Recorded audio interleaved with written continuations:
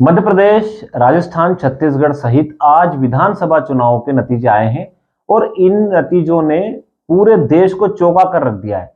दरअसल मध्य प्रदेश में जो भाजपा को बढ़त मिली है वो ये कहें कि कोई आंधी तूफान की तरह आई है। जो बढ़त भारतीय जनता पार्टी को मध्य प्रदेश में मिली है उसने सबको चौंका दिया है। उसके अलावा छत्तीसगढ़ और राजस्थान के जो आंकड़े आए हैं उसने भी कहीं ना कहीं लोगों को सोचने पर मजबूर कर दिया है। आपने जिस तरह से देखा होगा कि जो राजस्थान है वहां पर भारतीय जनता पार्टी की 115 सीट के आसपास आती हुई दिखाई दे रही है, जिससे तय हो रहा है कि राजस्थान में भारतीय जनता पार्टी की सरकार बनेगी। यानी कि राजस्थान में फिर से वहां की जो जनता है उन्होंने पलटा किया है, कांग्रेस की जगह भारतीय जनता पार्टी की सरकार को बनाया है। और पहले जिस तरह के कयास लगाए जा रहे थे ऐसा लग रहा था कि मामला टक्कर का हो सकता है, मगर वहां पर भारतीय जनता पार्टी की सरकार बनती दिखाई दे रही है।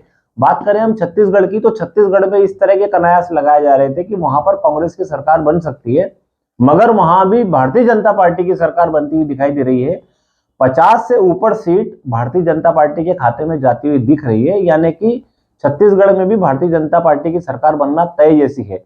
अब अगर हम बात करें मध्य प्रदेश की, तो मध्य प्रदेश के जो आंकड़े आए हैं उन्होंने सबको चौंका कर रख दिया है। दरअसल मध्य प्रदेश में भारतीय जनता पार्टी 160 प्लस होती हुई दिखाई दे रही है। आपको जानकर हैरानी होगी कि जब एग्जिट पोल आए उस समय पर आज तक आज तक ने भारतीय जनता पार्टी को मध्य प्रदेश में 140 से 160 प्लस बताया था। यानी कि भारतीय जनता पार्टी ने जो एग्जिट पोल में आंकड़े दिए थे उसके अनुसार मध्य प्रदेश में भारतीय जनता पार्टी सभी दलों का सुपड़ा साफ करते हुए एक तरफा जीत हासिल कर रही थी। और जब ये आंकड़े सामने आए, एग्जिट पोल के जब आंकड़े सामने आए, तो लोगों में विश्वास होना मुश्किल हो रहा था। लोग तरह तरह की बातें कर रहे थे, मगर मैं आपको बताऊंगा कि आज तक यूं ही देश का नंबर 1 चैनल नहीं है।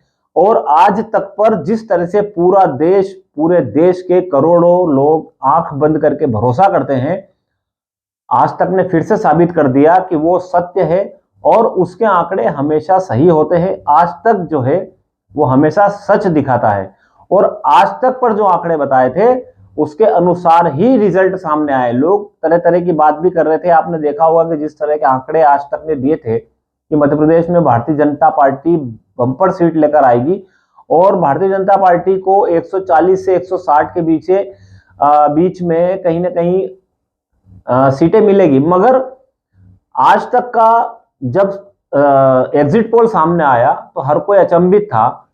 हर कोई ये सोच रहा था कि आज तक ने जो आंकड़े दिए हैं वो ऐसे कैसे हो सकते हैं, क्योंकि जिस तरह के कयास लगाए जा रहे थे और जिस तरह की चर्चाएं पूरे मध्य प्रदेश में हो रही थी उसके हिसाब से तय दिखाई दे रहा था कि मामला कहीं ना कहीं मध्य प्रदेश में टक्कर का है। दूसरे जो चैनल है उनके जो एग्जिट पोल आ रहे थे उसके अनुसार कुछ ऐसे चैनल थे जो कांग्रेस पार्टी को लीड होते हुए दिखाई दे रहे थे और कुछ ऐसे चैनल थे जो कांटे की टक्कर बता रहे थे। मगर सिर्फ आज तक का जो एग्जिट पोल था उसमें यह बात सामने स्पष्ट रूप से दिखाई दे रही थी कि इतने बंपर सीटों से भारतीय जनता पार्टी मध्य प्रदेश में फिर से सरकार अपनी बनाएगी।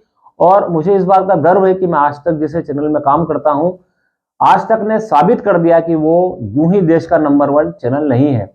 तो साथियों, मध्य प्रदेश में फिर से हमारा जो सर्वे रहा है वो सबसे परफेक्ट रहा है और मध्य प्रदेश में 160 के आसपास भारतीय जनता पार्टी को सीट मिल रही है। अब अगर हम बात करें आगर मालवा जिले की, तो मैं आपको आगर मालवा जिले के बारे में बताना चाहूंगा कि आगर मालवा जिले में 2 विधानसभा थी और इसमें से आगर विधानसभा के जो भारतीय जनता पार्टी के प्रत्याशी मधु गहलोत उनको जीत हासिल हुई है और उन्होंने अपने निकटतम प्रतिद्वंदी विपिन वानखेड़े को 13,002 वोटों से शिकस्त दी।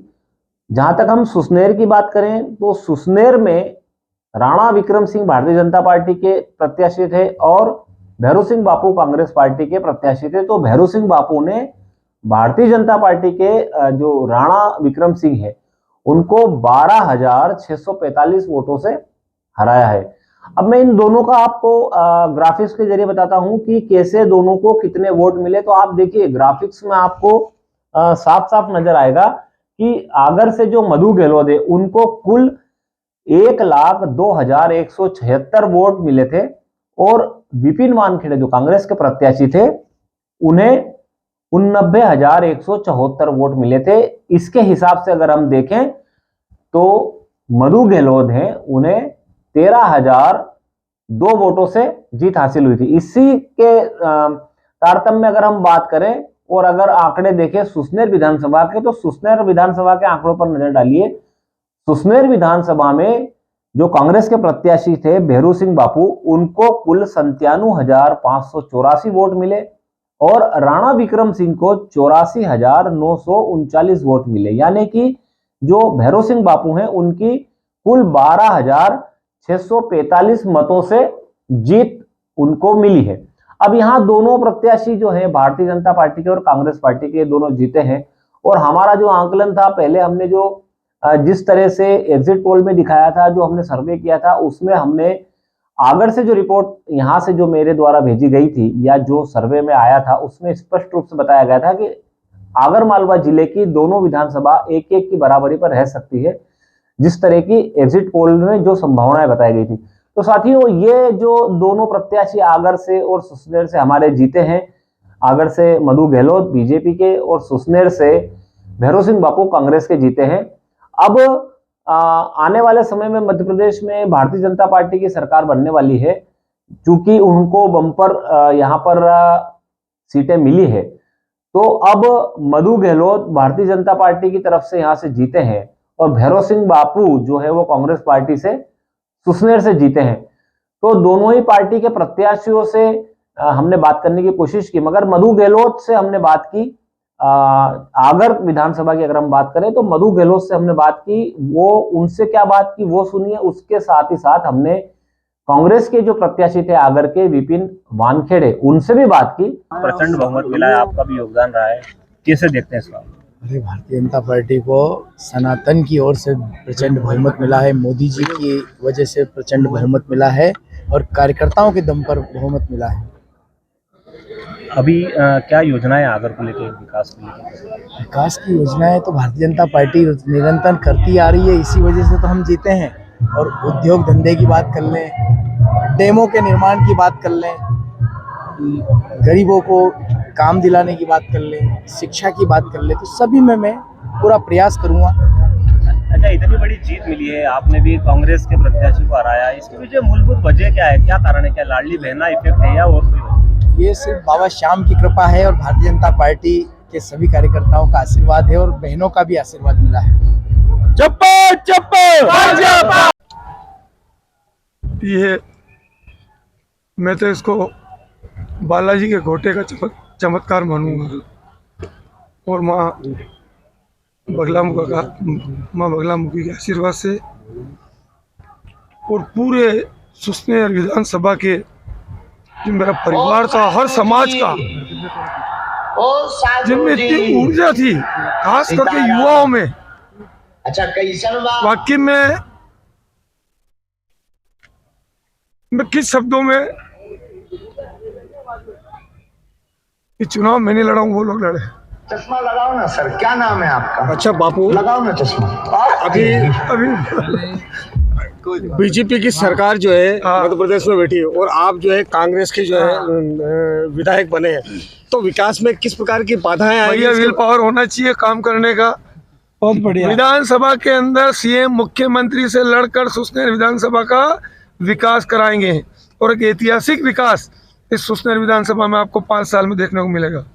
युवाओं की बेरोजगारी की बात करें तो युवाओं को किस प्रकार से जो है हम कोशिश करेंगे मुख्यमंत्री जी से युवाओं के लिए रोजगार की व्यवस्था कराए। हमारी सरकार नहीं बनी थी, क्या हुआ, निजी तौर पे भी इंडस्ट्री जैसे आगर में लगाई मैंने, उसी तरीके से सुसनेर के अंदर भी कोशिश करूंगा कि किस तरीके से 1-2 इंडस्ट्री लगा के मेरे युवाओं को रोजगार दे सकूं। या मैं तो इस चीज़ को नहीं मानता हूं कि लाडली बहना का चमत्कार हुआ है। अगर वहां हुआ, सुसनेर में क्यों नहीं हुआ है? इसमें अब क्या है, ये तो देखो हमारे प्रदेश और राष्ट्रीय लेवल के नेता बताएंगे, लेकिन मैं ये नहीं मानता हूँ लाडली बहना का इतना, तो लाडली बहनाओं का तो शोषण हुआ है, उससे ज़्यादा कई पैसा तो मुख्यमंत्री जी ने प्रधानमंत्री आवास की किस्तें बाकी है। आज हम विधवा पेंशन देख लें तो वो गायब है, वृद्धा पेंशन देख लें तो वो गायब है, बच्चों की छात्रवृत्ति देख लें तो वो गायब है। क्या दिया मुख्यमंत्री जी ने? कुछ नहीं, मैं नहीं मानता उस चीज को। जो भी कारण रहा वो तो पूरे प्रदेश में अगर कांग्रेस पार्टी पिछड़ी है तो क्या कारण रहा इसका वरिष्ठ नेतृत्व विश्लेषण करेगा और उसके ऊपर चिंतन मंथन करके फिर आगे बात समझी जाएगी कि क्या कारण रहा। और मैं आगर की जनता को धन्यवाद देना चाहता हूं और आभार प्रकट करना चाहता हूं। 88,000 से ज़्यादा वोट हमें कांग्रेस पार्टी को मिले। मैं आगर की जनता का आभारी हूं। आगर के सभी लोगों से मुझे हमेशा एक परिवार के रूप में प्रेम मिला था, मिलता है और मुझे विश्वास है मिलता रहेगा। मैं विधायक रहूं या ना रहूं इस बात की मुझे ना कभी कोई चिंता थी, ना है, ना रहेगी, ना इस बात की कोई परवाह है। मैं आगर की सेवा में हमेशा खड़ा था, आगर के लोगों के साथ हमेशा खड़ा था, खड़ा हूं और जीवन भर खड़ा रहूंगा। Thank you. तो दोस्तों यहाँ आगर मालवा में एक की बराबरी हुई है। एक सीट भारतीय जनता पार्टी को मिली है और एक सीट कांग्रेस को मिली है। साथियों, इसी तरह विश्वसनीय चैनल अगर आप देखना चाहते हैं, विश्वास के साथ सच्ची खबरें देखना चाहते हैं, तो मेरे चैनल को आप सब्सक्राइब जरूर कीजिए। आप सब्सक्राइब कीजिए, बेल आइकन दबाइए और देखते रहिए आगर टुडे।